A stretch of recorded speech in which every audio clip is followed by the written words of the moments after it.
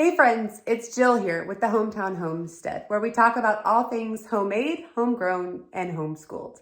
Today, I'm going to share with you a few tricks that I have learned about how to get my All-American pressure canner lid on fast and easy every time.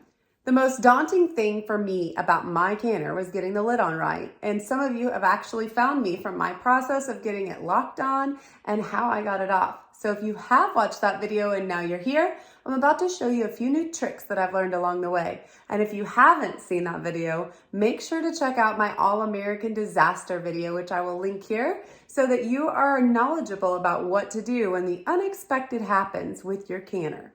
So when you're going to put your lid on for the very first time, there's a few things that you should know to help you out along the way. First off, make sure that you're test batching or running your first canner load with a water test.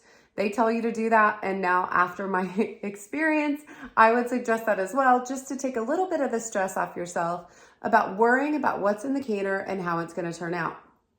So the second thing that I would tell you is to make sure that you are oiling your lid or using some sort of lubricant. And you just want to take, I usually use a paper towel with a little bit of olive oil, and I do this portion right here on the inside of the lid, as well as where it makes contact with the inside of the canner. So I will actually take and go right around here on the little beveled piece and make sure to oil it down inside just a touch, as well as on the rim, all the way around both sides. Now, once you have it oiled, there are a few other tips that will help you make sure that the seating of your lid is successful. First thing first, make sure that you grab your lid where the arrow is. You're going to line it up with the notch. You want to go a little bit away from the notch because you're going to seat the lid and then turn it back to lock it in where these little latches are along the lid.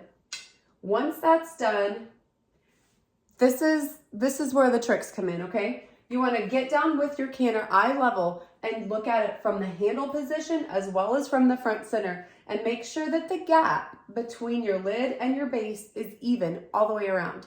If you start with this, it's going to make things a lot easier. So I come in and I eyeball it right here.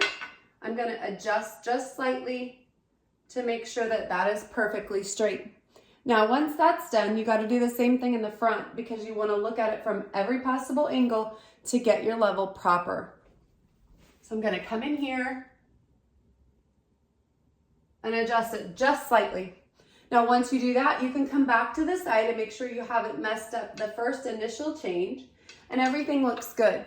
So the next thing that I'm going to do is what I have found to help me properly set this in fast and easy without all the extra adjustments that I used to do to try to get it down right. Okay, so I want you to take one hand and put it right on top of the handle. Then you're going to come in with your second hand and just give it a good push straight down. You want to use a little bit of pressure to help seat that lid before you pull the screws all the way up and down and crank it in. When you do that, it really helps to take out just a tiny fraction of the wiggle room that would have allowed it to move a little bit while you're seating the screws. Now, All-American tells you to pull them up from the outsides. You want to come up and do opposites at the same time. You should be good to go. Before you get started again, make sure, go back from the side, get down eye level, check to make sure everything is equal. And as long as you are set at this point right here without any gaps and with your screws properly sealed, or properly tightened, I should say, then you're gonna be fine when the pressure finally starts to come up. If for just experience sake, you have it a little off kilter, it's not gonna come to pressure. So this is very critical to proper use of the canner itself. Thank you for stopping by the Hometown Homestead. Please don't forget to like and subscribe and share this video with anybody new to All-American Pressure Canner. And again, make sure that All-American Disaster is something that you have checked out because it will save you a day worth of heartache. Have a great day, friends.